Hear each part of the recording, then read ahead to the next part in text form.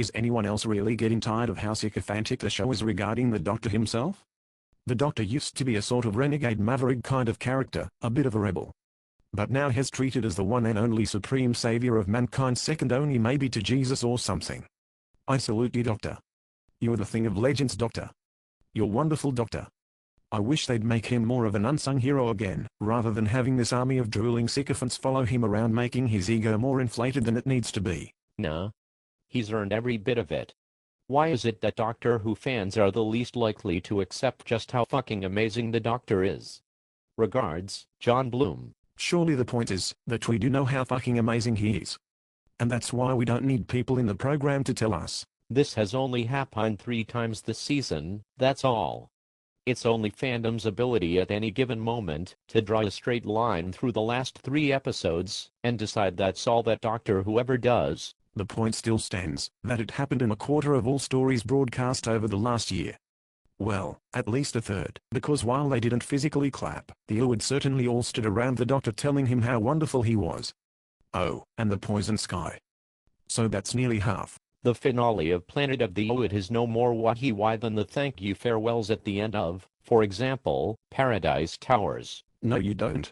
In 4 out of the last 12 stories there have been scenes of people literally standing around and clapping the Doctor, and in the 5th he would have all stood around telling him how they will always exalt him in song forever and ever as the savior of their people. And how does that not count as people standing around singing his praises? I'm saying fandom views the show through blinkers. They find a couple of data points they don't like, draw a straight line through them, ignore the equally obvious data points that don't fit that line, and complain that that's all the show ever does. Of course, given that you're part of fandom, this must apply equally to you. There's a big streak of what can only be described as jealousy in fandom. Look at how many of the complaints about River Song, or Rose. How dare she be so happy about having the life that deep down we want? Same with the Doctor. As fans we sit in judgment on the characters, we get to decide whether they're worthy or not, and the idea that not only he, but the people around him don't actually give a toss about our pronouncements, and go on thinking they're great, no matter what we say, must rankle. You really are a very pleasant fellow, aren't you? Why can't you just accept that, while you obviously like and you the heroic godlike Doctor whom everyone worships and adores, it just isn't many people's cup of tea. Everything else is just your usual, tedious putting down of fans, by which, of course, you mean those other fans, those sad, pathetic ones unlike me.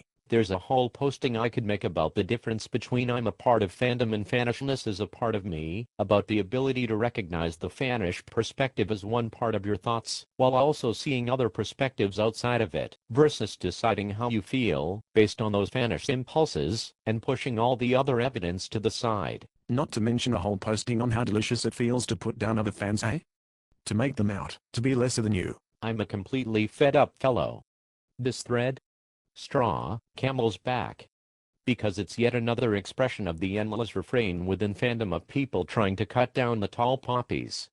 There's a direct through line between slagging off the Doctor for getting too much praise, the bitter, envious voice, and the years of abuse directed at Russell Davies, at Paul Cornell, at Gary Russell, at the book authors in general, at the restoration team, at Andrew Cartmel, at Sean Lyon, at every forum moderator or local club newsletter editor who gets accused of thinking they are so great.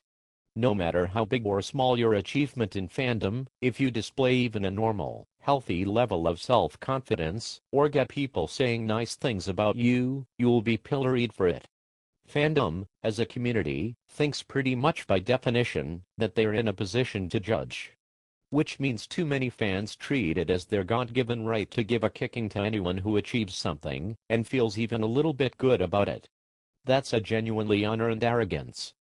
And after a couple of decades in the midst of it, I've gotten sick of it. Once again, unmitigated, self-obsessed bollocks. Get over yourself, pal. That's just real life you're describing, human nature. The same kind of behavior can be seen in any walk of life. So some people get stuck in and give prominent faces and names a mild kicking now and then. So what? It's not really my thing and I prefer to think the best of people, but it's hardly a major crime either. How much do you get paid for being famous? Fans defend a man, and do you get to wear your underpants on the outside? I know I've got damage on this. A decade and a half's worth of intermittent nastagrams aimed at me, my wife, my friends, my occasional professional acquaintances, and so on for daring to think we're any good to set up after a while. Honestly, I don't care who you are, or what parallels you see between people not liking the scenes of applause in Doctor Who, and whatever grievances you think you have with other people.